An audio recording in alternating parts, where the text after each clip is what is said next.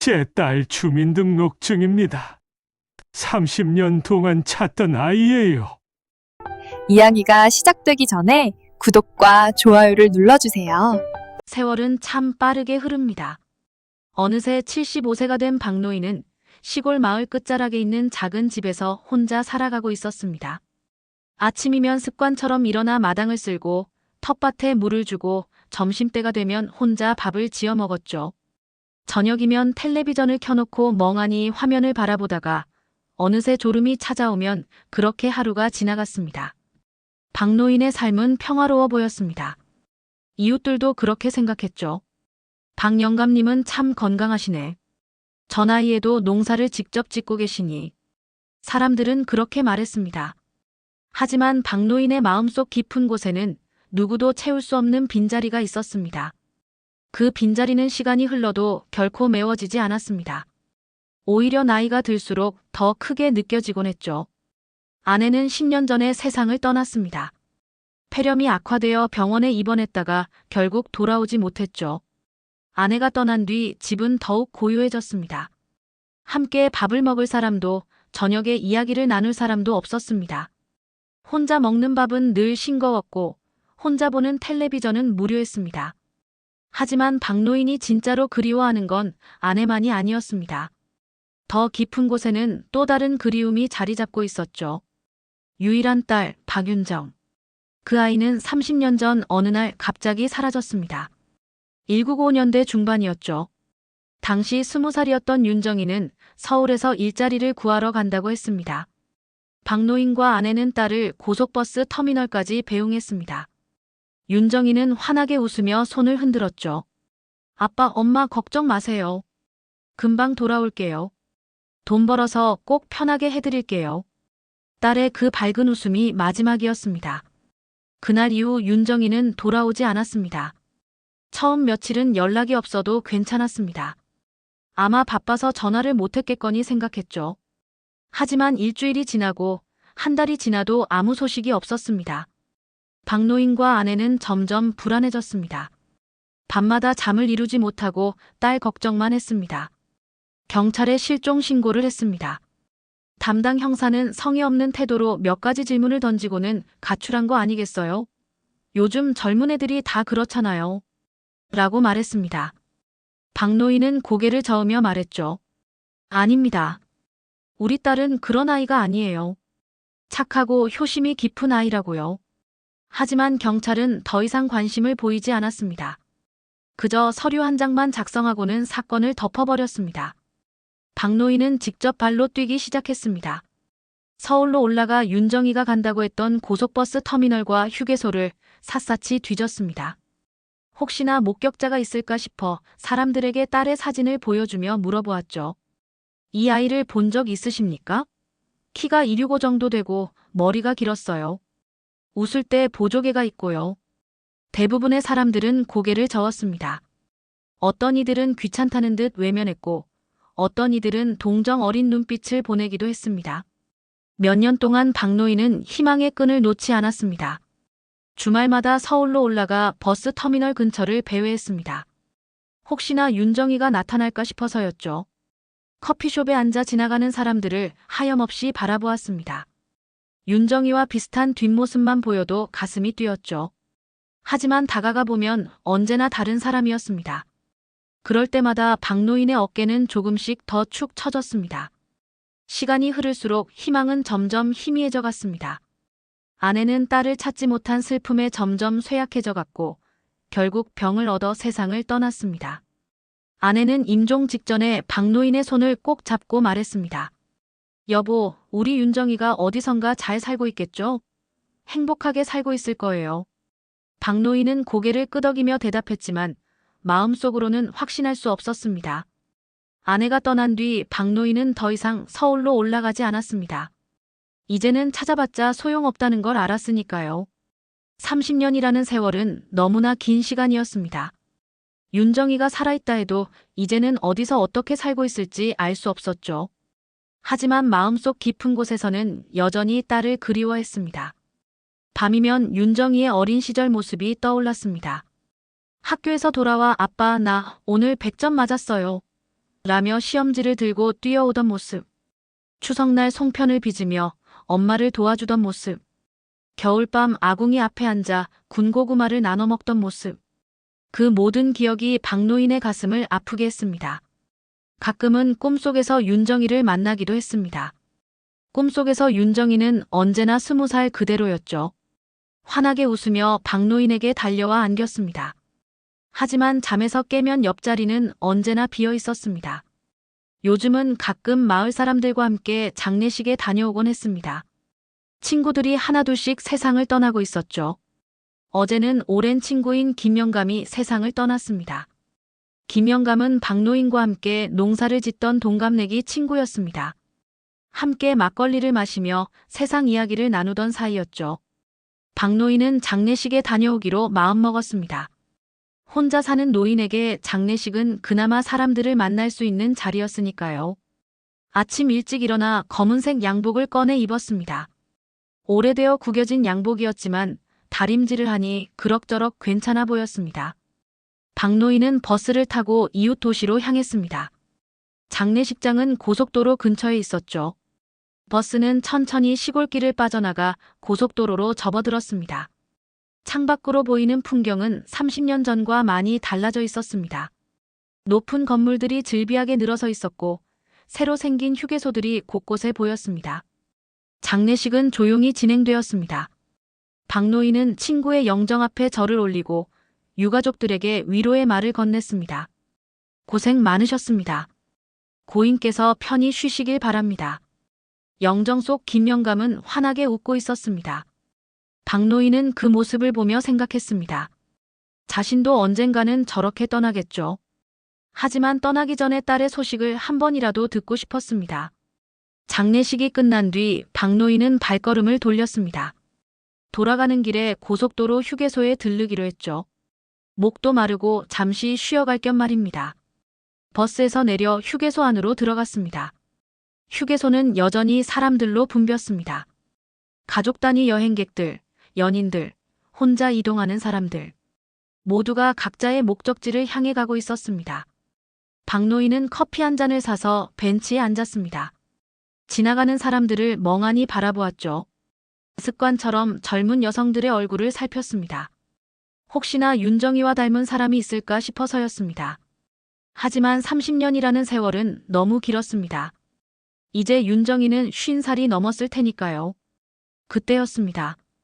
휴게소 한쪽에서 직원 한 명이 커다란 상자를 끌고 나오는 모습이 보였습니다. 분실물 보관함이었죠. 박노인은 무심코 그쪽을 바라보았습니다. 직원은 동료에게 말했습니다. 아이고, 이 가방들 몇 년째 주인을 못 찾았어. 이제 슬슬 처리해야 할 것 같은데. 그 말을 듣는 순간 박노인의 가슴이 철렁 내려앉았습니다.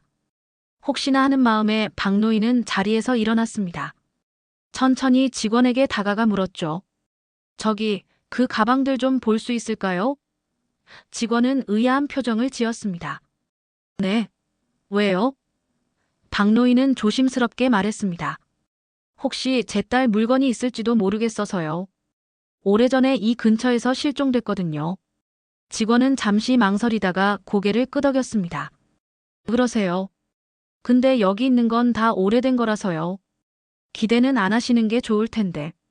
박노인은 상자 속 가방들을 하나씩 살펴보기 시작했습니다. 낡은 배낭, 검은색 여행 가방, 작은 손가방. 모두 주인을 잃은 채 먼지만 쌓여 있었습니다. 각각의 가방마다 어떤 사연이 있을까 생각하니 가슴이 먹먹해졌습니다. 박노인은 한숨을 쉬며 마지막 가방을 집어들었습니다. 갈색 천 가방이었죠. 낡고 해진 가방이었지만 어딘가 낯익은 느낌이 들었습니다. 손이 떨렸습니다. 지퍼를 천천히 열자 안에서 낡은 지갑 하나가 나왔습니다. 천으로 만든 작은 지갑이었습니다. 박노인은 그 지갑을 조심스럽게 집어들었습니다. 지갑을 열었습니다. 그 안에는 몇 장의 바랜 영수증과 함께 주민등록증 한 장이 들어 있었습니다. 박노인은 무심코 그 주민등록증을 꺼내 들었습니다. 그리고 그 순간 온몸이 얼어붙었습니다. 주민등록증에 적힌 이름. 방윤정. 자신의 딸 이름이었습니다. 사진 속 젊은 여성의 얼굴. 틀림없는 윤정이었습니다. 박노인의 손이 심하게 떨렸습니다. 이게 어떻게 여기에? 입술이 바짝 말라붙었습니다. 30년 동안 찾아 헤맸던 딸의 흔적이 바로 눈앞에 있었습니다. 박노인은 주민등록증을 손에 쥔 채 그 자리에 서 있었습니다. 다리에 힘이 풀려 주저앉을 것만 같았죠. 심장이 미친 듯이 뛰었습니다. 30년 만에 찾은 딸의 흔적. 하지만 기쁨보다는 공포가 먼저 밀려왔습니다. 이 주민등록증이 여기 있다는 건 무엇을 의미하는 걸까요? 윤정이에게 무슨 일이 생긴 걸까요? 어르신 괜찮으세요? 휴게소 직원이 걱정스러운 목소리로 물었습니다. 박노인은 겨우 정신을 차리고 고개를 들었습니다. 이게 제 딸 주민등록증입니다. 30년 전에 실종된 제 딸이에요. 직원은 놀란 표정을 지으며 말했습니다. 정말요? 그럼 빨리 경찰에 신고하셔야 할 것 같은데요. 박노인은 떨리는 손으로 주민등록증을 주머니에 넣었습니다. 그리고 가방을 다시 살펴보았습니다. 혹시 다른 단서가 더 있을까 싶어서였죠. 가방 안쪽 주머니를 뒤지자 몇 장의 낡은 영수증이 나왔습니다. 편의점 영수증, 약국 영수증, 그리고 버스표 날짜를 보니 1997년이었습니다. 윤정이가 실종된 지 2년 뒤였죠. 박노인은 가슴이 철렁 내려앉았습니다. 그럼 윤정이는 실종된 뒤에도 최소 2년 동안은 살아있었다는 뜻이었습니다. 어디선가 살고 있었던 거죠. 그런데 왜 집으로 돌아오지 않았을까요? 왜 연락조차 하지 않았을까요? 박노인의 머릿속은 온갖 생각으로 가득 찼습니다. 어르신, 이 가방이 언제부터 여기 있었는지 아세요? 박노인이 직원에게 물었습니다. 직원은 고개를 저었습니다. 저도 정확히는 모르겠어요. 제가 여기서 일한 지 10년 정도 됐는데 그때부터 이미 있었거든요. 아마 그전부터 있었을 거예요. 10년 이상. 어쩌면 20년 넘게 이 가방은 주인을 기다리며 이곳에 있었던 겁니다. 박노인은 더 이상 머뭇거릴 수 없었습니다. 곧장 가까운 경찰서로 향했습니다. 휴게소에서 택시를 타고 20분 정도 달려 지방경찰서에 도착했습니다. 오후 늦은 시간이라 경찰서는 한산했습니다. 민원실 창구에서 당직 경찰관이 졸린 눈으로 박노인을 바라보았습니다. 무슨 일로 오셨습니까? 경찰관이 무심한 목소리로 물었습니다. 박노인은 떨리는 목소리로 대답했습니다. 제 딸이 30년 전에 실종됐는데 오늘 휴게소에서 딸의 주민등록증을 찾았습니다. 조사를 부탁드립니다. 경찰관은 시큰둥한 표정을 지었습니다. 30년 전이요? 그럼 공소시효도 지났을 텐데요. 박노인은 주머니에서 주민등록증을 꺼내 창구 위에 올려놓았습니다. 제발 좀 조사해 주십시오. 이게 제 딸 거라니까요. 경찰관은 주민등록증을 집어들고 이름을 확인했습니다. 박윤정. 생년월일을 보더니 컴퓨터로 뭔가를 검색하기 시작했습니다. 잠시 후 경찰관의 표정이 조금 진지해졌습니다. 잠깐만 기다리세요. 담당 형사님께 연결해 드리겠습니다. 경찰관이 전화를 걸었습니다. 몇 분 후 사복 차림의 중년 형사가 민원실로 내려왔습니다. 키가 크고 인상이 날카로운 형사였습니다. 형사는 박노인을 조사실로 안내했습니다. 제 이름은 최 형사입니다. 어르신, 자초지종을 말씀해 주시겠습니까? 형사가 의자에 앉으며 물었습니다. 박노인은 처음부터 차근차근 이야기했습니다. 1995년 중반 딸이 서울로 일자리를 구하러 갔다가 실종된 일, 그동안 찾아 헤맸던 일, 그리고 오늘 휴게소에서 딸의 주민등록증을 발견한 일까지. 최 형사는 진지한 표정으로 박노인의 이야기를 들었습니다. 그리고 주민등록증과 가방을 꼼꼼히 살펴보았습니다. 어르신, 당시 실종 신고는 하셨습니까? 박노인은 고개를 끄덕였습니다. 네, 했습니다. 하지만 경찰에서는 가출로 처리하고 제대로 찾아주지 않았어요. 최 형사는 컴퓨터를 켜고 오래된 파일을 검색하기 시작했습니다. 한참을 검색하더니 화면을 응시했습니다. 있네요. 1995년 7월에 접수된 실종 신고. 박윤정, 당시 20살. 서울행 고속버스를 타고 간 뒤 연락 두절. 최 형사가 파일을 열어 내용을 읽기 시작했습니다.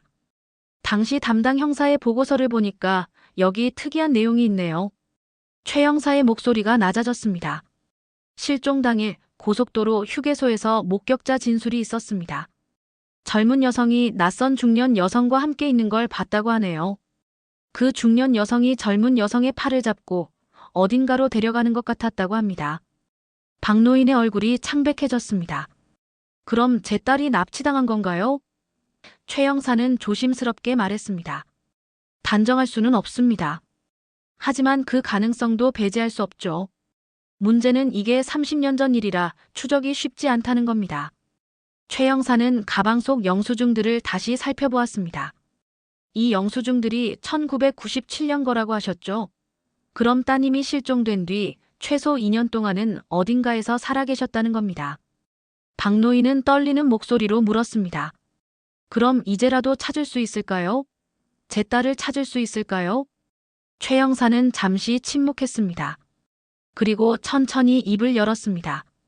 솔직히 말씀드리자면 30년이라는 시간은 너무 깁니다. 하지만 이 주민등록증이 단서가 될 수 있습니다. 일단 주민등록 사용 기록을 추적해 보겠습니다. 혹시 따님이 어디선가 이 신분증을 사용했다면 기록이 남아있을 겁니다. 최 형사는 곧바로 행정안전부 전산망에 접속했습니다.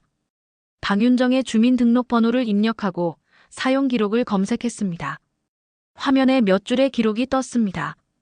최 형사의 눈빛이 날카로워졌습니다. 있습니다. 사용 기록이 있어요. 박노인은 벌떡 일어나 화면을 바라보았습니다. 정말입니까? 언제 어디서 사용했나요? 최 형사가 화면을 가리키며 설명했습니다. 1997년부터 2000년까지 총 6회 사용 기록이 있네요. 주로 은행 계좌 개설이나 휴대폰 개통 같은 용도였습니다. 그럼 제 딸이 그때까지 살아있었단 말인가요? 박노인의 목소리가 떨렸습니다. 최 형사는 고개를 저었습니다. 어르신, 아직 단정하기 이릅니다. 이 주민등록증을 다른 사람이 사용했을 가능성도 있습니다. 신분 도용이나 위조 신분증 사용 같은 범죄에 연루됐을 수도 있고요. 박노인은 주저앉았습니다. 희망과 절망이 교차했습니다. 딸이 살아있었다는 사실이 기쁘면서도 범죄에 연루됐을 가능성이 두려웠습니다. 최 형사가 말을 이었습니다. 마지막 사용 기록이 2000년입니다. 지금으로부터 25년 전이죠. 그 이후로는 사용 기록이 없습니다. 그럼 그 뒤로는 어떻게 된 건가요? 박노인이 물었습니다. 최 형사는 심각한 표정을 지었습니다. 모릅니다. 3가지 가능성이 있습니다. 첫째, 따님이 다른 신분으로 살고 계실 가능성. 둘째, 불행하게도 돌아가셨을 가능성. 셋째, 해외로 나가셨을 가능성입니다. 박노인은 고개를 떨구었습니다. 30년 만에 찾은 단서였지만 오히려 더 많은 의문만 생겼습니다. 최 형사가 위로하듯 말했습니다. 어르신, 너무 낙담하지 마십시오. 제가 최선을 다해 조사해 보겠습니다. 일단 이 주민등록증이 사용된 장소들을 추적해 보겠습니다. 혹시 목격자나 관련자를 찾을 수 있을지도 모릅니다. 박노인은 고개를 들어 최 형사를 바라보았습니다. 정말 감사합니다. 제발 제 딸을 찾아주십시오. 살아있든 돌아가셨든 어떻게 됐는지만이라도 알고 싶습니다. 최 형사는 고개를 끄덕였습니다. 최선을 다하겠습니다. 며칠 안에 연락드리겠습니다. 박노인은 경찰서를 나섰습니다. 해가 지고 어둠이 내리고 있었습니다. 버스 정류장으로 걸어가며 박노인은 하늘을 올려다보았습니다. 별이 총총히 박혀 있었습니다. 윤정아, 내가 어디 있든 아빠가 꼭 찾을게. 이번엔 꼭 찾고 말 거야. 박노인은 주먹을 꽉 쥐었습니다. 30년 만에 다시 찾아온 희망의 불씨. 그 불씨를 끄지 않기 위해 박노인은 계속 걸어갔습니다. 집으로 돌아가는 버스 안에서 박노인은 창밖을 바라보았습니다. 어둠 속을 달리는 버스. 마치 자신의 인생 같았습니다. 긴 어둠 속을 헤매다가 이제야 작은 빛을 발견한 것 같았습니다. 박노인은 주머니 속 주민등록증을 만지작거렸습니다.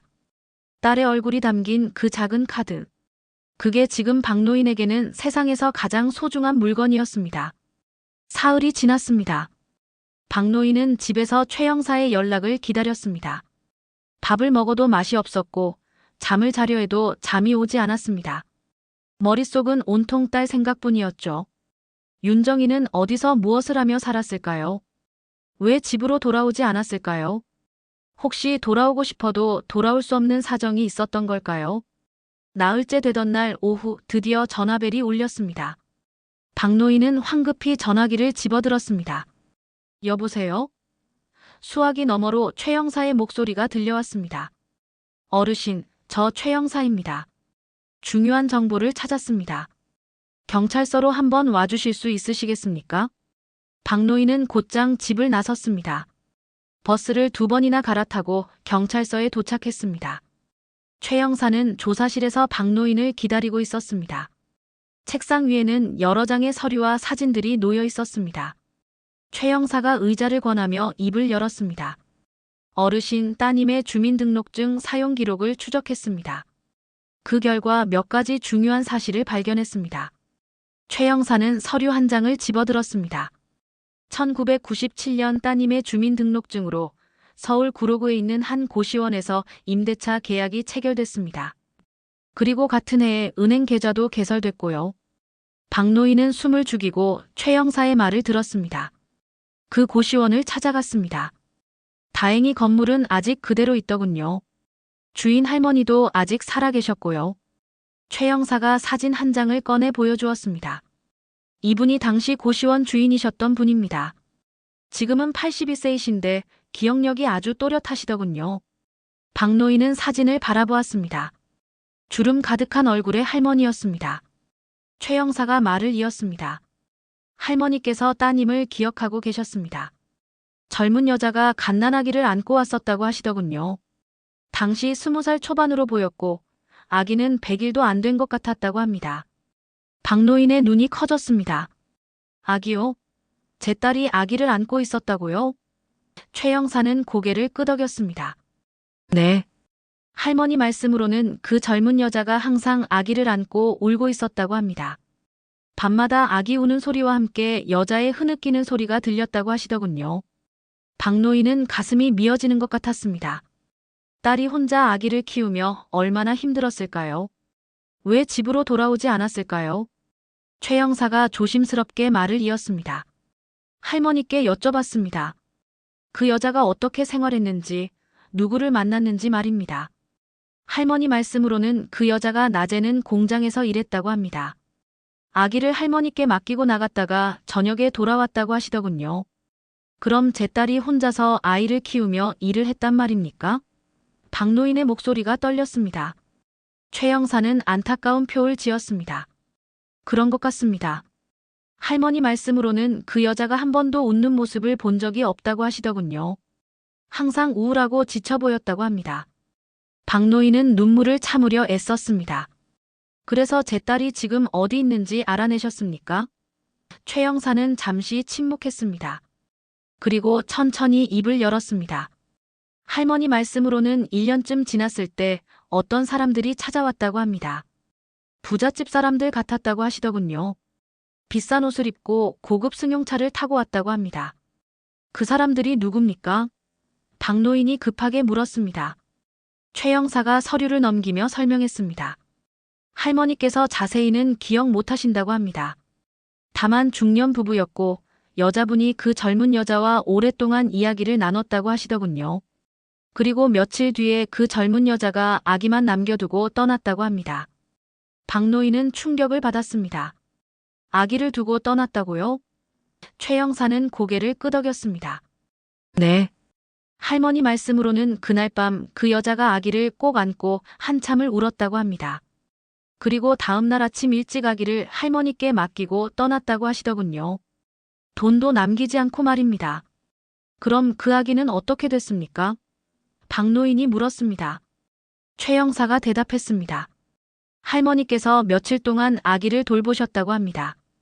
그런데 사흘 뒤에 그 부잣집 부부가 다시 찾아왔다고 하시더군요.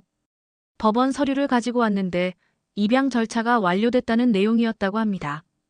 박노인은 머리가 어지러웠습니다. 딸이 아기를 낳았고 그 아기를 다른 집에 입양 보냈다는 이야기였습니다. 최 형사가 조심스럽게 말했습니다. 어르신, 제 추측으로는 따님이 아기 아버지에게 버림받았을 가능성이 높습니다. 혼자서 아기를 키울 수 없었고 결국 입양을 선택한 것 같습니다. 박 노인은 고개를 떨구었습니다. 그럼 제 딸은 지금 어디 있습니까? 아기를 보낸 뒤에 어디로 간 겁니까? 최 형사는 또 다른 서류를 꺼냈습니다. 이게 더 심각한 문제입니다. 따님의 주민등록증이 그 이후에도 몇 번 더 사용됐는데 사용처가 문제입니다. 최 형사가 서류를 가리키며 설명했습니다. 1998년부터 2000년까지 따님의 신분증이 여러 곳에서 사용됐습니다. 대부분 사채업체나 불법 대부업체에서 사용된 기록입니다. 그리고 2000년을 마지막으로 모든 기록이 끊깁니다. 박 노인의 얼굴이 창백해졌습니다. 사채업체요? 그게 무슨 말입니까? 최 형사는 무거운 표정을 지었습니다. 따님이 돈을 빌렸거나 아니면 따님의 신분증이 불법으로 도용됐을 가능성이 있습니다. 당시 이런 일이 많았거든요. 가난한 젊은 여성들을 이용해서 신분증을 빌리고 그걸로 불법 대출을 받는 경우가 많았습니다. 박 노인은 주먹을 불끈 쥐었습니다. 그럼 제 딸이 그런 범죄 조직에 이용당한 겁니까? 최 형사가 대답했습니다. 그럴 가능성이 높습니다. 저희가 몇몇 사채업체 기록을 조사했는데 따님 이름으로 여러 건의 대출 기록이 있었습니다. 총 금액이 3천만 원이 넘더군요. 3천만 원이요? 박 노인은 믿을 수 없다는 표정을 지었습니다. 최 형사는 고개를 끄덕였습니다. 네. 당시로서는 큰 금액이었습니다. 그리고 이 돈이 전혀 상환되지 않았습니다. 사채업자들이 따님을 찾아다녔을 겁니다. 박 노인은 온몸에 힘이 빠졌습니다. 딸이 사채업자들에게 쫓겨다녔을 모습이 눈에 선했습니다. 얼마나 무섭고 힘들었을까요? 최 형사가 말을 이었습니다. 어르신, 제가 당시 사채업체들을 조사해봤습니다. 대부분 이미 폐업했거나 관련자들이 사망했습니다. 하지만 한 곳만 아직 운영 중입니다. 어디입니까? 그곳에 가봐야겠습니다. 박 노인이 벌떡 일어났습니다. 최 형사가 손을 들어 말렸습니다. 어르신, 진정하십시오. 그곳은 아직도 불법 영업을 하는 곳입니다. 위험할 수 있습니다. 제가 먼저 조사해 보겠습니다. 하지만 박 노인은 고개를 저었습니다. 안 됩니다. 30년을 기다렸습니다. 이제 더 이상 기다릴 수 없어요. 제발 저도 데려가 주십시오. 박 노인의 눈빛에는 강한 의지가 담겨 있었습니다. 최 형사는 잠시 고민하다가 한숨을 쉬었습니다. 알겠습니다. 하지만 제 지시에 따라주셔야 합니다. 위험한 사람들일 수 있으니까요. 최 형사가 일어서며 말했습니다. 내일 아침 10시에 여기서 만나시죠. 제가 동료 형사 한 명을 더 데리고 가겠습니다. 박 노인은 고개를 끄덕였습니다. 집으로 돌아가는 길에 박 노인은 계속 생각했습니다. 딸이 겪었을 고통들. 혼자서 아기를 낳고 키우다가 입양 보내고 사채업자들에게 쫓기며 살았을 딸의 모습. 박 노인은 자신을 원망했습니다. 그때 조금만 더 열심히 찾아다녔더라면, 조금만 더 끈질기게 경찰에 매달렸더라면 이렇게까지 되지는 않았을 텐데. 밤이 깊어갔습니다. 박 노인은 잠을 이룰 수 없었습니다. 천장을 바라보며 계속 딸을 생각했습니다. 윤정아, 아빠가 미안하다. 너를 지켜주지 못해서. 하지만 이제라도 진실을 밝혀낼 거야. 내가 어떻게 살았는지, 지금 어디 있는지 꼭 알아낼 거야. 박 노인은 주먹을 꽉 쥐고 다짐했습니다. 다음 날 아침 9시, 박 노인은 벌써 경찰서 앞에 서 있었습니다. 어젯밤 한숨도 못 잤지만 피곤함은 느껴지지 않았습니다. 오히려 온몸에 긴장감이 감돌았죠. 오늘 사채업자를 만나면 딸에 대한 단서를 더 찾을 수 있을지도 모른다는 생각에 가슴이 두근거렸습니다. 10시가 되자 최 형사가 나왔습니다. 옆에는 30대 정도로 보이는 젊은 형사가 함께였습니다. 어르신, 이쪽은 김 형사입니다. 오늘 함께 동행할 겁니다. 김 형사가 공손하게 인사했습니다. 처음 뵙겠습니다. 오늘 최선을 다해 도와드리겠습니다. 세 사람은 경찰차를 타고 서울 외곽으로 향했습니다. 차는 좁은 골목길을 지나 낡은 건물들이 즐비한 동네로 들어갔습니다. 페인트가 벗겨진 건물들, 깨진 간판들, 지저분한 거리. 이곳은 마치 시간이 멈춘 듯한 느낌을 주었습니다. 여기입니다. 최 형사가 차를 세우며 말했습니다. 낡은 3층 건물 앞이었습니다. 1층에는 아무 간판도 없었고 유리창에는 신문지가 붙어 있었습니다. 하지만 문틈으로 희미한 불빛이 새어나오고 있었죠. 최 형사가 먼저 내려 문을 두드렸습니다. 한참 후에 문이 조금 열리더니 험상궂은 얼굴의 중년 남자가 나왔습니다. 누구세요? 남자의 목소리는 거칠었습니다. 최 형사가 경찰 신분증을 보여주며 말했습니다. 경찰입니다. 몇 가지 여쭤볼 게 있어서 왔습니다. 남자의 얼굴이 굳어졌습니다. 경찰이요? 우리는 합법적으로 영업하고 있는데요. 최 형사는 냉정하게 대답했습니다. 합법 여부를 따지러 온 게 아닙니다. 옛날 거래 기록에 대해 물어보려고 합니다. 협조해 주시면 좋겠습니다. 남자는 잠시 망설이다가 문을 열었습니다. 들어오세요. 안으로 들어가자 담배 냄새와 곰팡이 냄새가 진동했습니다. 낡은 책상과 의자들이 어지럽게 놓여 있었고 벽에는 오래된 달력과 메모지들이 붙어 있었습니다. 남자가 의자에 앉으며 물었습니다. 뭘 물어보시려고요? 최 형사가 서류를 꺼내며 말했습니다. 박윤정이라는 이름 기억하십니까? 1997년부터 2000년 사이에 이곳에서 대출을 받은 사람입니다. 남자는 눈을 가늘게 뜨더니 고개를 저었습니다. 글쎄요, 그때가 벌써 25년도 더 된 일인데요. 기억이 잘 안 나는데요. 최 형사가 냉소적으로 웃었습니다. 정말 기억이 안 나십니까? 3천만 원이 넘는 대출인데요. 그것도 한 번에 받아간 게 아니라 여러 번에 걸쳐 받아갔습니다. 남자의 표정이 미묘하게 변했습니다. 뭔가 기억이 나는 듯했죠. 박노인이 참지 못하고 앞으로 나섰습니다. 제발 말씀해 주십시오. 그 사람은 제 딸입니다. 30년 전에 실종됐어요. 제발 아시는 거 있으면 말씀해 주세요. 남자는 박노인을 바라보았습니다. 그리고 한숨을 쉬었습니다. 딸이라고요? 박노인은 고개를 끄덕였습니다. 네, 제 외동딸입니다.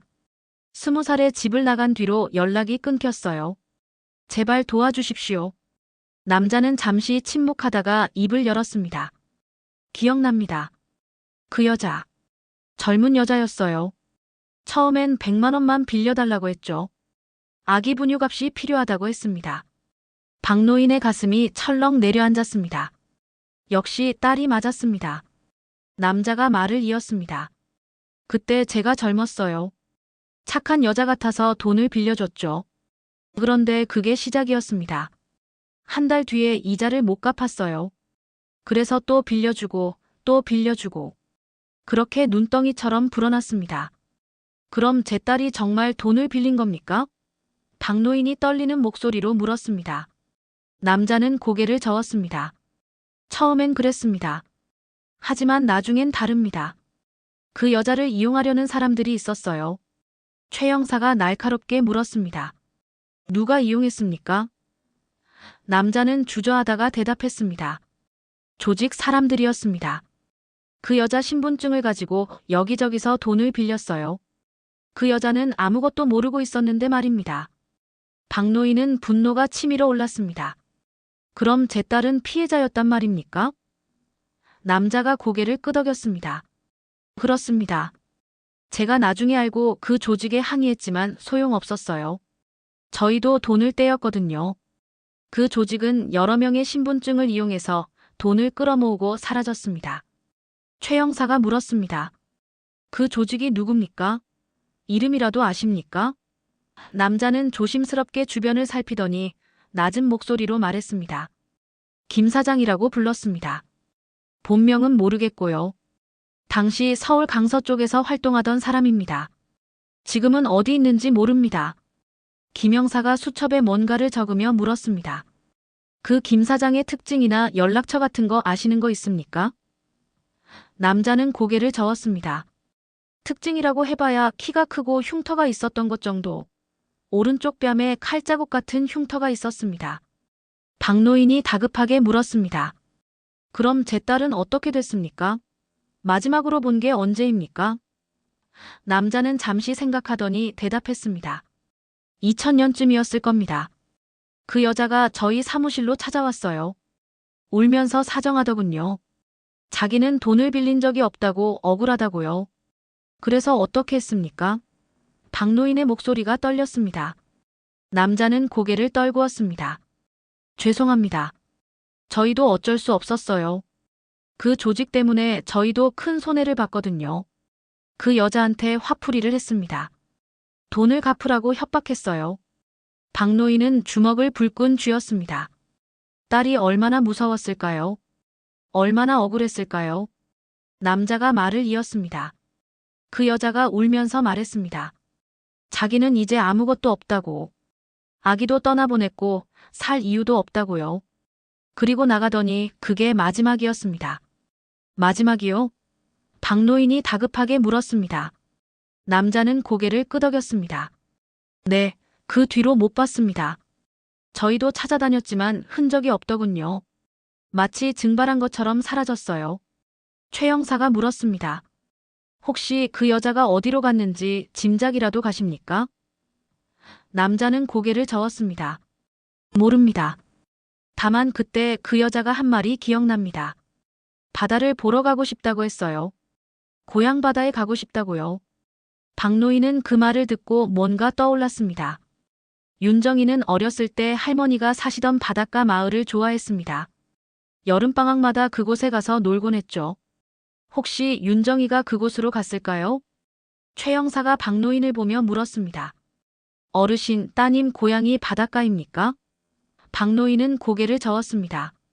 저희 고향은 내륙이지만 제 어머니가 동해안 작은 마을에 사셨어요. 윤정이가 어렸을 때 자주 그곳에 갔었습니다. 최 형사는 고개를 끄덕였습니다. 그곳을 한번 조사해 봐야겠습니다. 그리고 남자에게 다시 물었습니다. 혹시 이 가방 본 적 있습니까? 최 형사는 휴게소에서 발견한 갈색 천가방 사진을 보여주었습니다. 남자는 사진을 보더니 고개를 끄덕였습니다. 본 것 같습니다. 그 여자가 항상 들고 다니던 가방이었어요. 낡았지만 소중하게 여기더군요. 박노인은 가슴이 먹먹해졌습니다. 딸이 마지막까지 들고 다니던 가방. 그 안에는 딸의 모든 것이 담겨 있었을 겁니다. 인터뷰를 마치고 밖으로 나왔습니다. 박노인은 하늘을 올려다보았습니다. 구름이 잔뜩 끼어 있었습니다. 최 형사가 박노인의 어깨에 손을 얹었습니다. 어르신, 힘내십시오. 우리가 끝까지 찾아보겠습니다. 박노인은 고개를 끄덕였습니다. 하지만 마음 한구석에서는 불길한 예감이 들었습니다. 딸이 2000년 이후로 흔적이 없다는 건 무엇을 의미할까요? 혹시 딸에게 나쁜 일이 생긴 건 아닐까요? 박노인은 그 생각을 떨쳐내려 애썼습니다. 차에 타고 경찰서로 돌아가는 길에 최 형사가 말했습니다. 어르신, 제가 그 김 사장이라는 사람을 추적해 보겠습니다. 그리고 따님의 할머니가 사셨던 바닷가 마을도 조사해 보겠습니다. 며칠 시간을 주십시오. 박노인은 창밖을 바라보며 대답했습니다. 고맙습니다. 제가 30년을 기다렸는데 며칠쯤이야 문제 없습니다. 하지만 박노인의 마음은 조급했습니다. 시간이 흐를수록 진실은 더 멀어질 것만 같았으니까요. 일주일이 지났습니다. 박노인은 매일 전화기 앞에 앉아 최 형사의 연락을 기다렸습니다. 밥맛도 없고 잠도 제대로 오지 않았습니다. 머릿속은 온통 딸 생각뿐이었죠. 밤마다 악몽을 꾸었습니다. 윤정이가 어둠 속에서 손을 뻗으며 아빠 살려주세요 라고 외치는 꿈. 박노인은 식은땀을 흘리며 깨어나곤 했습니다. 8회째 되던 날 오전 드디어 전화가 왔습니다. 최 형사였습니다. 어르신, 중요한 정보를 찾았습니다. 지금 당장 만나 뵙고 싶은데 괜찮으시겠습니까? 박노인은 즉시 대답했습니다. 네, 지금 바로 가겠습니다. 1시간 후 박노인은 경찰서에 도착했습니다. 최 형사는 심각한 표정으로 박노인을 맞이했습니다. 조사실로 들어가니 책상 위에 여러 장의 서류와 사진들이 놓여 있었습니다. 최 형사가 의자를 권하며 천천히 입을 열었습니다. 어르신, 먼저 나쁜 소식부터 말씀드려야 할 것 같습니다. 최 형사의 목소리가 무겁게 가라앉았습니다. 박노인은 가슴이 철렁 내려앉았지만 침착하게 물었습니다. 무슨 소식입니까? 최 형사는 서류 한 장을 집어들었습니다. 따님에 대한 사망 기록을 찾았습니다. 박 노인은 온몸이 얼어붙는 것 같았습니다. 사망이요? 목소리가 떨렸습니다. 최 형사는 고개를 끄덕였습니다. 2001년 8월 강원도 동해안의 한 작은 마을에서 신원 미상의 여성 시신이 발견됐습니다. 당시에는 신원을 확인하지 못했지만 제가 DNA 기록을 대조한 결과 따님으로 확인됐습니다. 박 노인은 말을 잃었습니다. 머리가 하얘졌습니다. 30년 동안 찾던 딸. 어딘가에서 살아있을 거라고 믿었던 딸. 그런데 이미 24년 전에 세상을 떠났다니. 박 노인의 눈에서 눈물이 주르륵 흘러내렸습니다. 최 형사는 박 노인이 진정할 때까지 기다렸습니다. 한참 후 박 노인이 떨리는 목소리로 물었습니다. 어떻게 죽었습니까? 최 형사는 조심스럽게 대답했습니다. 바다에서 발견됐습니다. 당시 조사 기록을 보니 익사로 추정됐습니다. 익사요? 박 노인은 고개를 들었습니다. 최 형사가 고개를 끄덕였습니다. 네, 당시 경찰 조사에서는 사고사로 결론 내렸습니다. 하지만 최 형사는 말을 멈췄습니다. 박 노인이 다급하게 물었습니다. 하지만 뭡니까? 말씀해 주십시오. 최 형사는 또 다른 서류를 꺼냈습니다. 당시 부검 기록을 보니 몇 가지 의문점이 있습니다. 따님의 몸에 타박상이 여러 군데 있었고 손톱 밑에서 다른 사람의 피부 조직이 발견됐습니다. 이건 누군가와 몸싸움을 했다는 증거입니다. 박 노인의 눈이 커졌습니다. 그럼 제 딸이 누군가에게 당한 겁니까? 최 형사는 신중하게 대답했습니다. 확실하지는 않습니다. 당시 경찰은 파도에 떠밀려 바위에 부딪혀 생긴 상처로 판단했습니다. 하지만 제 생각에는 재조사가 필요합니다. 박 노인은 주먹을 불끈 쥐었습니다. 제발 다시 조사해 주십시오. 제 딸이 억울하게 죽었을 수도 있지 않습니까? 최 형사는 고개를 끄덕였습니다. 그래서 제가 당시 사건을 담당했던 형사를 찾아봤습니다. 다행히 아직 생존해 계시더군요. 어제 만나서 이야기를 들었습니다. 최 형사는 노트를 펼쳤습니다. 당시 담당 형사 말씀으로는 그 마을에서 수상한 남자가 목격됐다고 합니다. 키가 크고 오른쪽 뺨에 흉터가 있는 남자였다고 하더군요. 박 노인은 깜짝 놀랐습니다. 그럼 사채업자가 말했던 그 김 사장 아닙니까? 최 형사는 고개를 끄덕였습니다.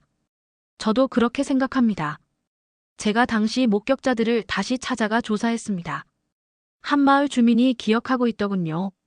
사건 당일 밤 바닷가에서 남녀가 말다툼하는 소리를 들었다고 합니다. 말다툼이요? 박 노인이 물었습니다. 최 형사가 대답했습니다. 네, 여자가 울면서 소리쳤다고 합니다. 돈을 갚을 수 없다고 제발 죽여달라고 했다고 하더군요. 그리고 남자의 고함 소리가 들렸고 잠시 후 첨벙하는 소리가 났다고 합니다. 박 노인은 온몸이 부들부들 떨렸습니다. 딸이 마지막 순간 얼마나 무서웠을까요? 얼마나 외로웠을까요? 박 노인은 자신을 다시 한번 원망했습니다. 왜 그때 더 열심히 찾지 않았을까? 왜 경찰에 더 강하게 요구하지 않았을까? 최 형사가 조심스럽게 말했습니다.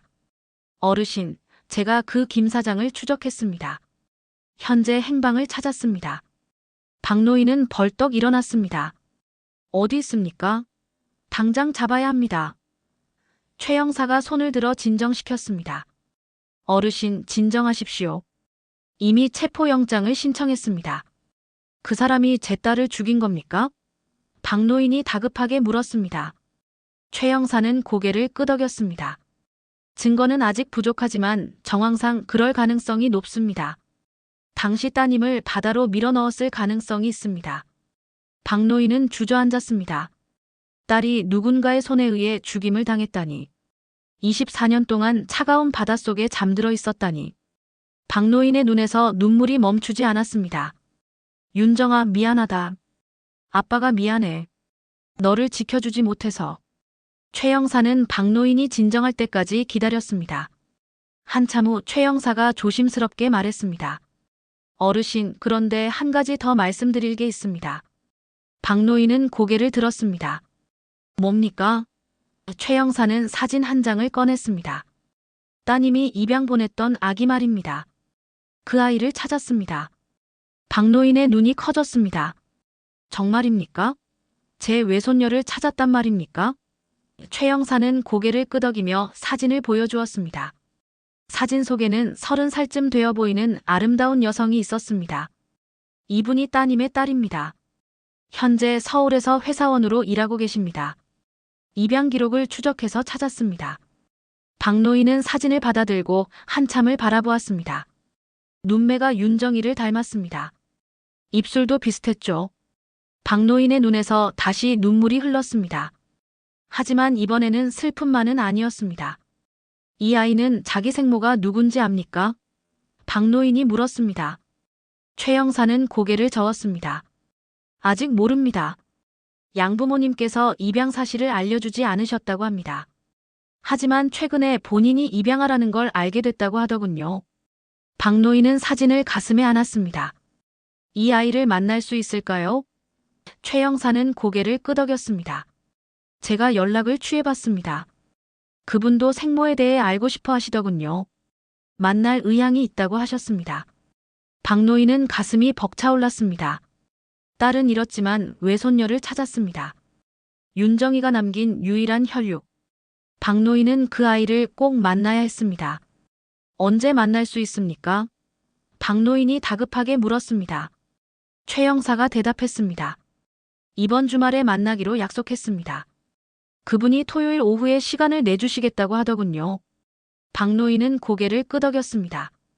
고맙습니다. 정말 고맙습니다. 박노인의 목소리는 감사함으로 가득 차 있었습니다.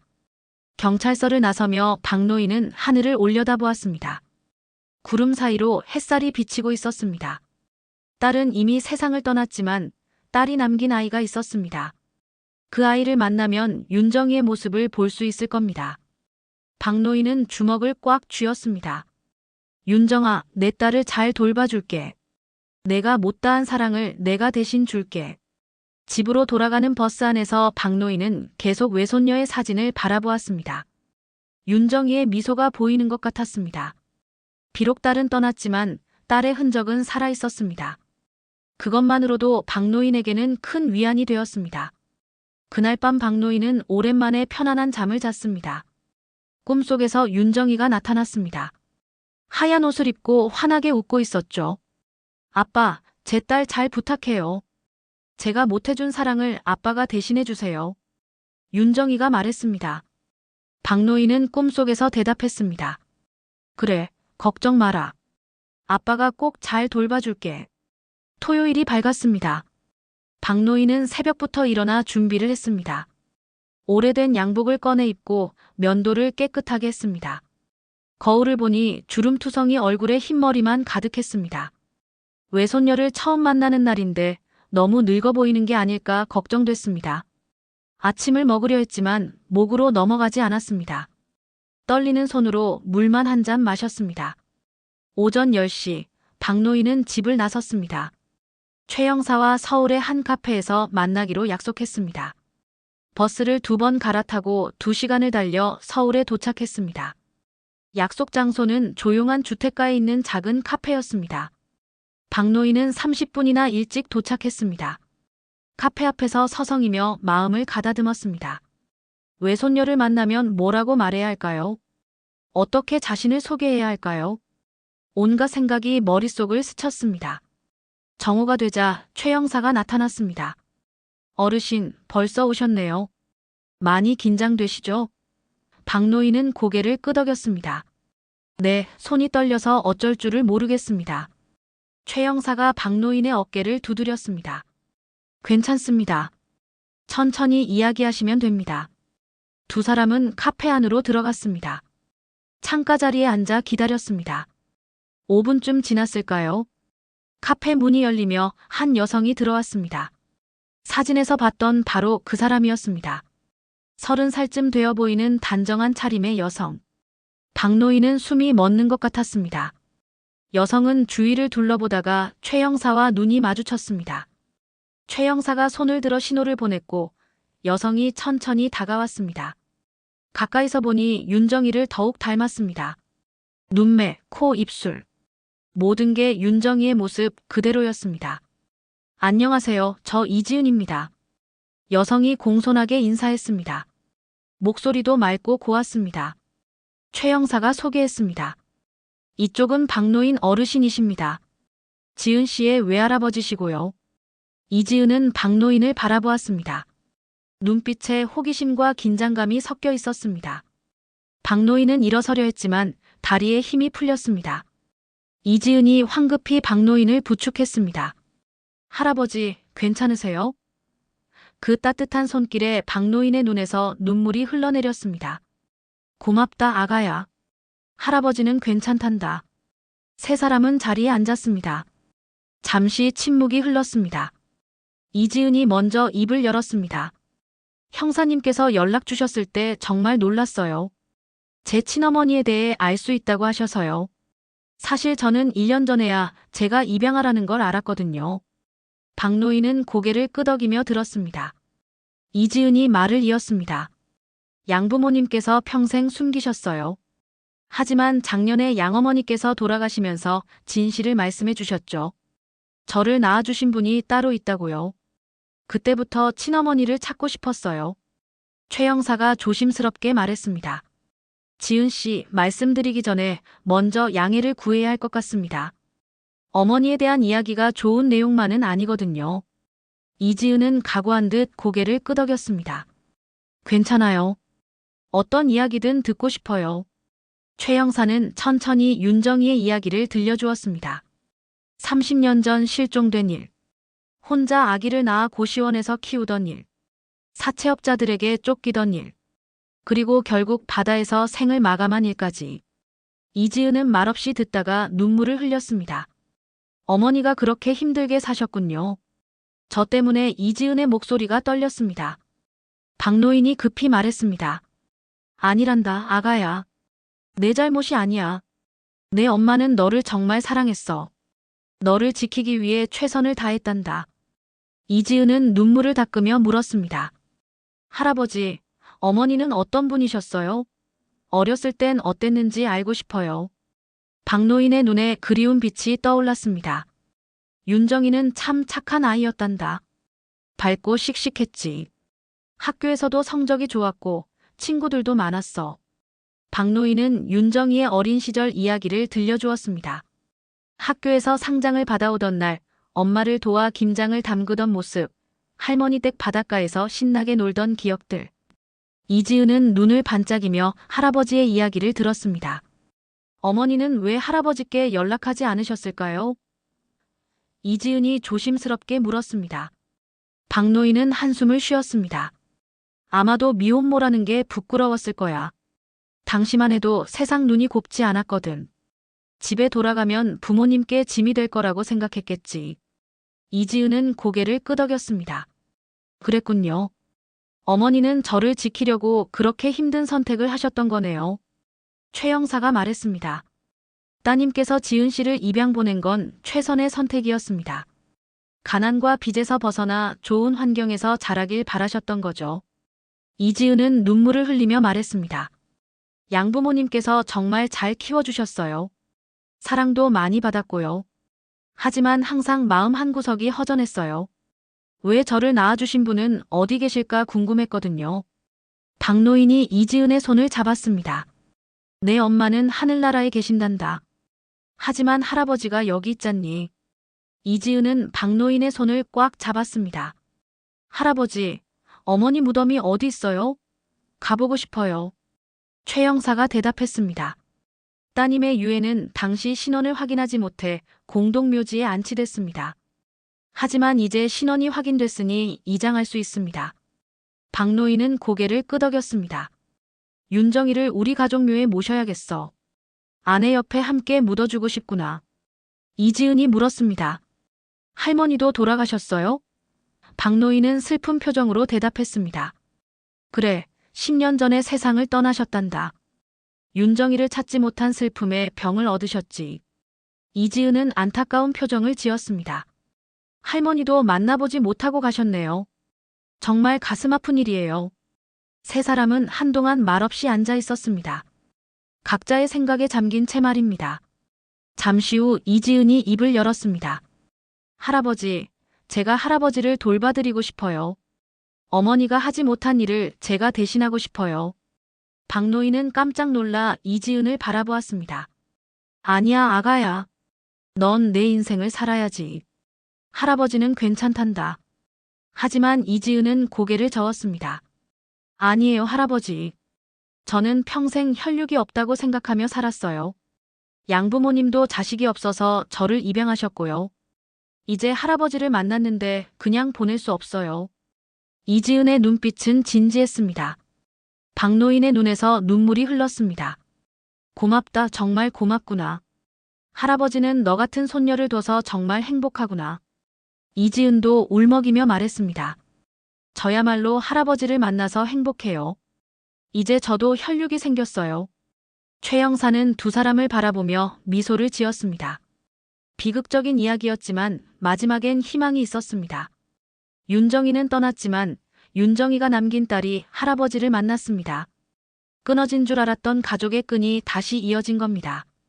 카페를 나서며 이지은이 박노인의 팔을 잡았습니다. 할아버지, 다음 주말에 고향에 가서 어머니 산소 옮기는 일 도와드릴게요. 그리고 할아버지 댁에도 들러서 청소 좀 해드리고 싶어요. 박노인은 환하게 웃었습니다. 그래, 좋구나. 할아버지가 맛있는 거 해줄게. 두 사람은 손을 맞잡고 걸었습니다. 30년 만에 이어진 인연. 비록 윤정이는 돌아올 수 없지만 윤정이의 딸이 할아버지 곁에 있었습니다. 그것만으로도 박노인에게는 큰 위로가 됐습니다. 한 달이 흘렀습니다. 그동안 많은 일이 있었습니다. 윤정이의 유해를 가족묘로 옮겼습니다. 이지은은 약속대로 박노인과 함께 장례식에 참석했습니다. 아버지, 어머니, 그리고 딸.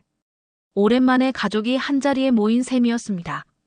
비록 윤정이는 차가운 무덤 속에 있었지만 말입니다. 그리고 최 형사로부터 중요한 소식이 왔습니다. 김 사장을 체포했다는 연락이었습니다. 박노인과 이지은은 즉시 경찰서로 달려갔습니다. 조사실에서 최 형사를 만났습니다. 최 형사의 표정은 밝았습니다. 어르신, 지은 씨, 좋은 소식입니다. 김 사장을 검거했습니다. 부산에 숨어 살고 있더군요. 박노인은 주먹을 불끈 쥐었습니다. 그 사람이 제 딸을 죽였습니까? 최 형사는 고개를 끄덕였습니다. 본인이 자백했습니다. 모든 걸 털어놓았어요. 최 형사는 조서를 꺼내 설명했습니다. 김 사장의 진술에 따르면 이렇습니다. 당시 그는 여러 명의 신분증을 이용해 불법 대출을 받았습니다. 따님도 그 중 한 명이었죠. 그런데 채권자들이 따님을 찾아다니기 시작했습니다. 그러자 김 사장은 따님을 제거하려고 했습니다. 박노인의 얼굴이 일그러졌습니다. 제거라니요? 최 형사가 침통한 목소리로 말했습니다. 네, 그는 따님을 동해안으로 유인했습니다. 돈을 갚아주겠다는 거짓말로요. 따님은 마지막 희망을 품고 그곳으로 갔던 겁니다. 이지은이 떨리는 목소리로 물었습니다. 그래서 어떻게 됐어요? 최 형사는 계속 설명했습니다. 바닷가에서 만났습니다. 김 사장은 따님에게 돈 대신 신분증을 더 빌려달라고 요구했습니다. 당연히 따님은 거부했죠. 이미 너무 많은 빚이 쌓여 있었으니까요. 박노인은 숨을 죽이고 들었습니다. 최 형사가 말을 이었습니다. 둘이 말다툼을 벌였습니다. 따님은 울면서 돈을 갚을 수 없다고 차라리 죽여달라고 했답니다.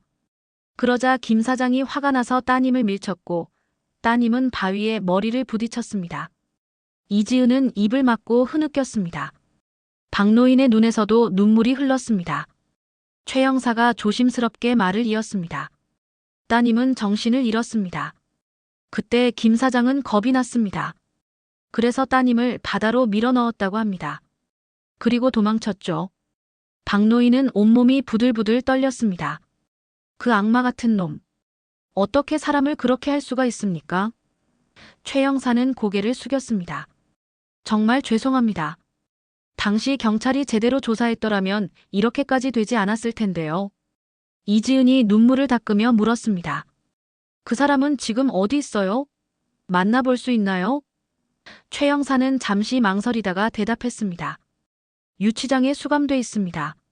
만나실 수는 있지만 권하고 싶지는 않습니다. 보시면 화가 나실 겁니다. 하지만 박노인은 고개를 저었습니다. 아니요, 만나야겠습니다. 그 사람 눈을 똑바로 보고 말해야겠어요. 제 딸이 얼마나 소중한 사람이었는지, 제 딸 때문에 우리 가족이 얼마나 고통받았는지 말입니다. 이지은도 고개를 끄덕였습니다. 저도 함께 가고 싶어요. 최 형사는 한숨을 쉬며 일어났습니다. 알겠습니다. 제가 안내해 드리겠습니다. 세 사람은 유치장으로 향했습니다. 어두운 복도를 지나 철창 앞에 섰습니다. 안에는 60대로 보이는 남자가 앉아 있었습니다. 오른쪽 뺨에 흉터가 선명했습니다. 김 사장은 박노인을 보더니 고개를 돌렸습니다. 박노인은 철창을 붙잡고 말했습니다. 나를 보시오. 당신이 죽인 윤정이의 아버지요. 김 사장은 천천히 고개를 들었습니다. 눈빛은 흐리고 생기가 없었습니다. 미안합니다. 김 사장이 작은 목소리로 말했습니다. 박노인은 소리쳤습니다. 미안하다고요? 미안하다는 말로 제 딸이 돌아옵니까? 30년 동안 우리 가족이 겪은 고통을 당신이 알기나 합니까? 김 사장은 아무 말도 하지 못했습니다. 이지은이 앞으로 나섰습니다. 저는 윤정이의 딸입니다. 당신이 죽인 사람의 딸이에요. 김 사장은 깜짝 놀라 이지은을 바라보았습니다. 이지은이 말을 이었습니다. 저는 어머니 얼굴도 모릅니다. 어머니 목소리도 들어본 적 없어요. 당신 때문에 저는 평생 어머니 없이 자랐습니다. 김 사장의 눈에서 눈물이 흘렀습니다. 정말 미안합니다. 저도 딸이 있습니다. 딸을 생각하면 제가 얼마나 큰 죄를 지었는지 알겠습니다. 박노인은 냉소적으로 웃었습니다. 딸이 있다고요? 그런 당신이 어떻게 남의 딸을 죽일 수 있었습니까? 김 사장은 고개를 떨구었습니다. 변명의 여지가 없습니다. 제가 짐승만도 못한 짓을 했습니다. 평생 죄책감에 시달렸습니다. 밤마다 그 여자의 얼굴이 꿈에 나타났습니다. 용서를 빌었지만 소용없었습니다. 최 형사가 말했습니다. 김 사장, 당신은 살인죄로 기소될 겁니다. 아마 무기징역을 선고받을 겁니다. 김 사장은 고개를 끄덕였습니다. 당연합니다. 제가 받아야 할 벌입니다. 다만 한 가지만 부탁드립니다. 박노인이 차갑게 물었습니다. 무엇을 부탁하겠다는 겁니까? 김 사장이 대답했습니다. 제 딸에게 진실을 말해 주십시오. 아버지가 무슨 짓을 했는지, 그리고 제 딸이 저를 원망하게 해 주십시오. 그게 제가 받아야 할 벌입니다. 박노인은 아무 대답도 하지 않았습니다. 그저 김 사장을 차갑게 바라볼 뿐이었습니다. 이지은이 말했습니다. 당신 딸은 무슨 죄가 있어요? 당신이 저지른 죄를 왜 딸이 짊어져야 합니까? 김 사장은 눈물을 흘리며 말했습니다. 죄송합니다. 정말 죄송합니다. 박노인은 돌아서서 걸어 나왔습니다. 이지은과 최 형사도 따라 나왔습니다. 복도를 걸으며 박노인은 생각했습니다. 김 사장을 만나고 나니 화가 풀리기는커녕 더 화가 났습니다. 하지만 동시에 허무함도 느껴졌습니다. 복수가 무슨 소용일까요?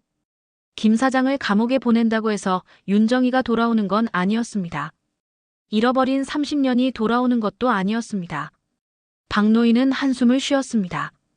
이제 중요한 건 복수가 아니라 앞으로였습니다. 경찰서 밖으로 나왔습니다. 해가 지고 있었습니다. 노을이 하늘을 물들이고 있었습니다. 이지은이 박노인의 팔을 잡았습니다.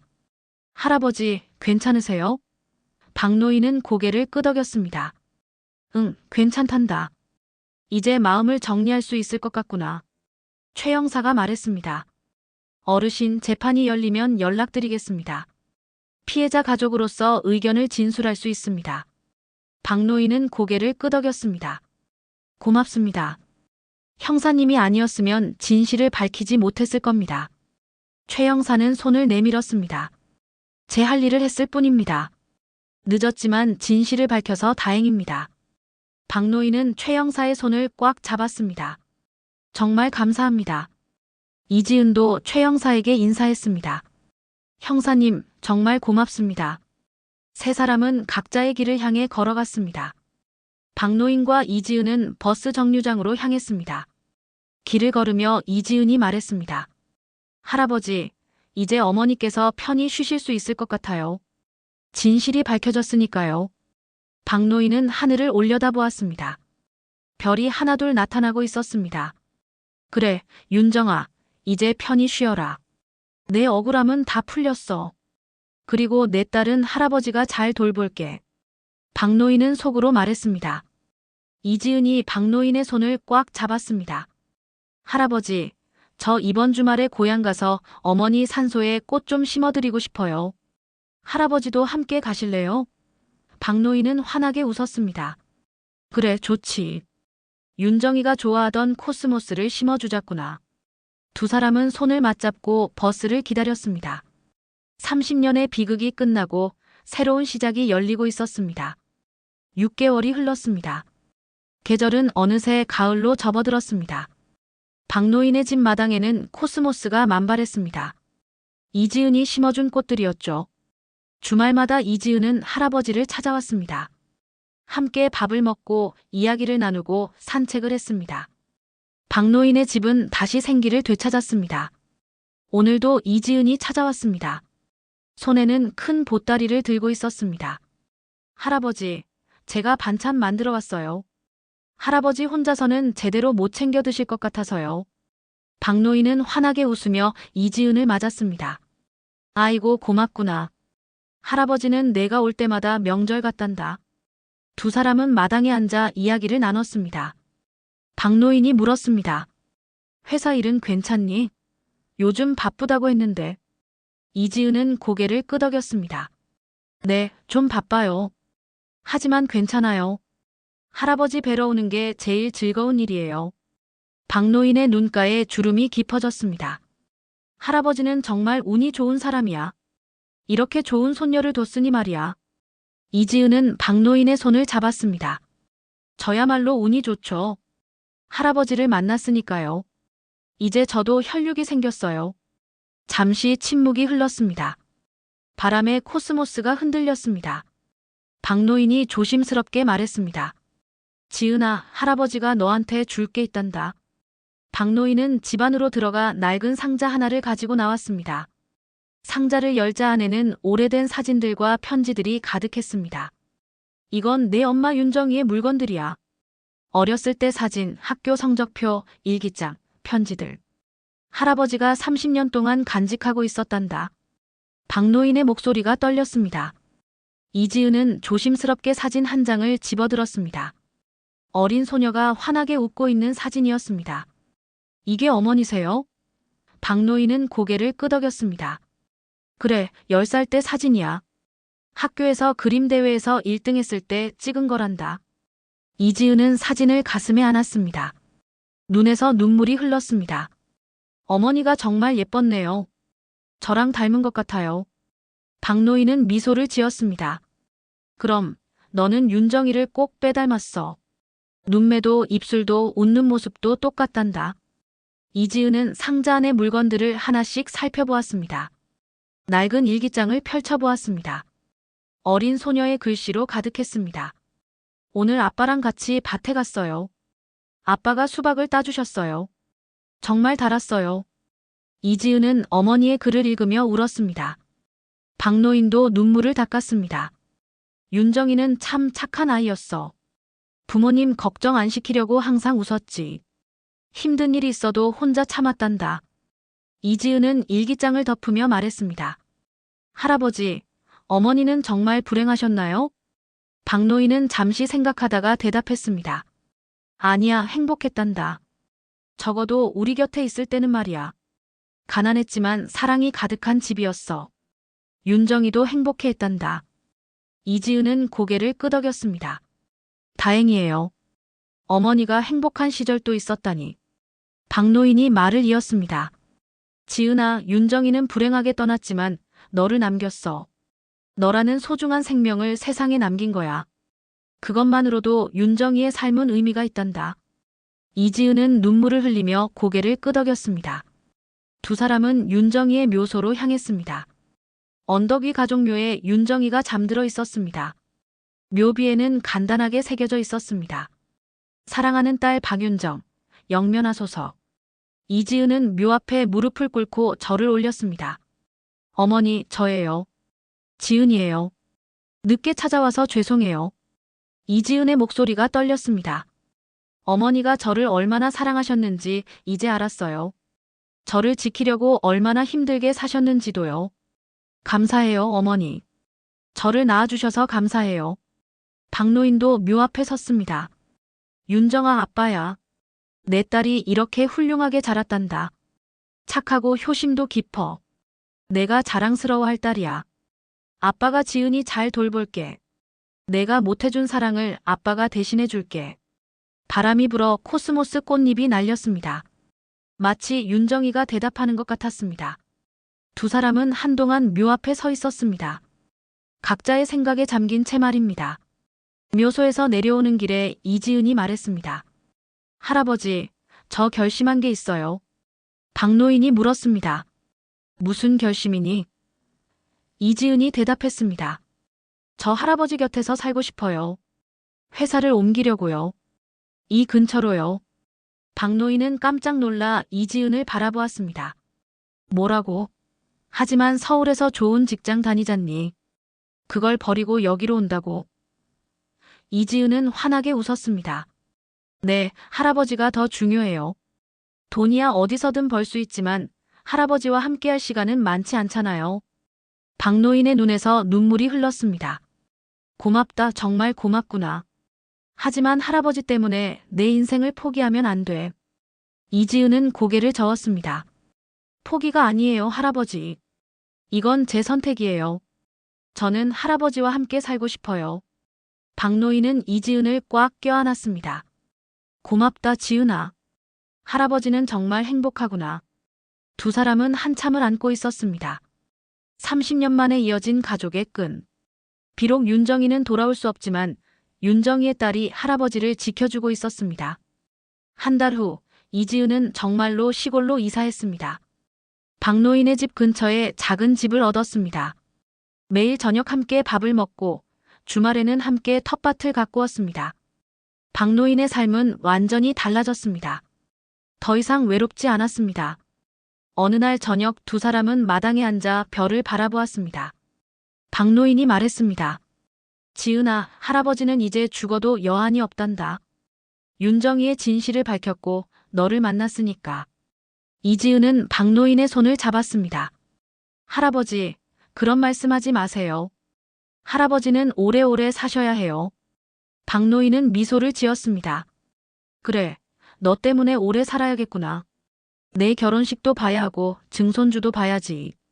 이지은은 얼굴을 붉히며 웃었습니다. 할아버지, 아직 그런 얘기는 일러요. 하늘에는 별이 총총히 빛나고 있었습니다. 그중 가장 밝은 별 하나가 유난히 빛났습니다.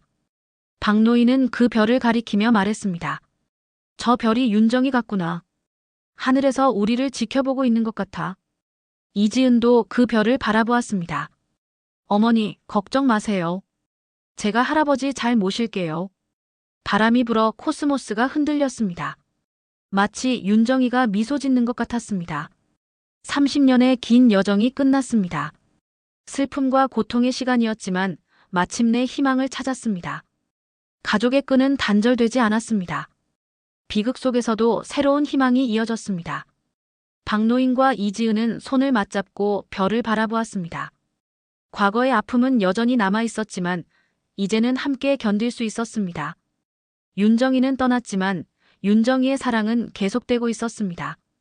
할아버지와 손녀로 이어진 그 사랑은 영원히 끊어지지 않을 것입니다. 밤은 깊어갔습니다. 두 사람은 여전히 별을 바라보며 앉아 있었습니다. 오랜 기다림 끝에 찾은 평화. 그 평화 속에서 박노인과 이지은은 새로운 시작을 준비하고 있었습니다. 과거를 기억하되 미래를 향해 나아가는 것. 그것이 윤정이가 바랐던 일이었습니다. 오늘의 이야기 재밌게 들으셨나요? 구독, 좋아요를 눌러주세요.